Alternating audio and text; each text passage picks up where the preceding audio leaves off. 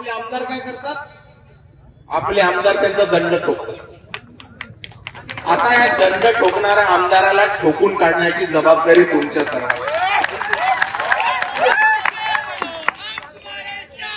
एकदा नडून तरी बघा, एकदा नडून तरी बघा. लांब ओरडणारी लोक असतात ती चावत नाहीत, लक्षात ठेवा. नुसतं दहशत निर्माण करणार, भीती निर्माण करणार. तुम्ही एकदा खेटलात आमदाराला की तो बरोबर घरी जाऊन बसणार, हे लक्षात ठेवा. आणि तुम्ही लढून बघा. पुढे काय मदत लागली, पोलीस प्रशासनाची लोक आली किंवा त्यांच्या पक्षाची लोक आली तर मला फोन करा, त्यांना बघून घेण्याचं काम आहे मी बरोबर करून घेतो.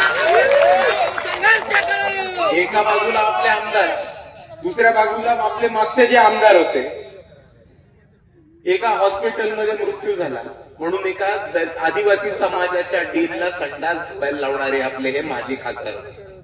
आणि ह्या परिस्थितीमध्ये आपल्या सर्वांना आता ह्या सगळ्यांना बाहेर फेकायचंय आणि वंचित बहुजन आघाडीचेच उमेदवार निवडून आणायचे. कारण आपले प्रश्न, आपल्या मूलभूत गरजा आणि आपल्या दैनंदिन जीवनमध्ये ज्या गोष्टींनी फरक पडतो त्या फरक पडणाऱ्या गोष्टी ह्या आमदार खासदाराच्या हातात नसतात, ह्या स्थानिक स्वराज्य संस्थेच्याच लोकांच्या हातामध्ये असतात. आणि म्हणून मी आपल्याला सर्वांना सांगतो की वंचित बहुजन आघाडीचे कार्यकर्ते उभे राहणार आहेत आणि आपल्या सर्वांची जबाबदारी आहे की जास्तीत जास्त मतांनी वंचित बहुजन आघाडीच्या उमेदवारांना झेडपी असेल, नगर परिषद असेल